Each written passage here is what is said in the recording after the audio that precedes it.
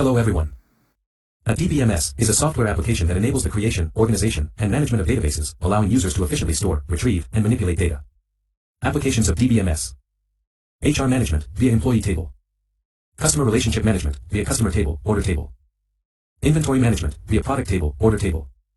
Banking system, via account table, transaction table. Online retail store, via product table, customer table, order table. University course registration, via student table, course table, enrollment table. Database system versus file system. Database system manages structured data. Supports data integrity. Enables concurrent access. Provides data redundancy. Supports query and data manipulation languages. Offers data sharing and centralized control, whereas file system manages unstructured data. Has limited data integrity controls, has limited concurrent access capabilities, has limited or no data redundancy, has limited or no query and data manipulation languages, has limited data sharing and decentralized control. Data abstraction. Simplifies complex data by providing a high-level view. Hides implementation details and focuses on essential characteristics. Allows users to interact with data at a conceptual level. Enables modularity and separation of concerns. Provides data independence and flexibility. Supports efficient data management and manipulation.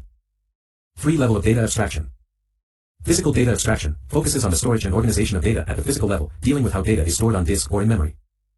Logical data abstraction, concerned with representing data at a conceptual level, independent of the physical implementation details. View data abstraction provides a customized and simplified view of data to specific users or applications, presenting a subset or transformation of the underlying data for easier access and manipulation. Instances versus schema. Instances represent actual data. Contain specific values.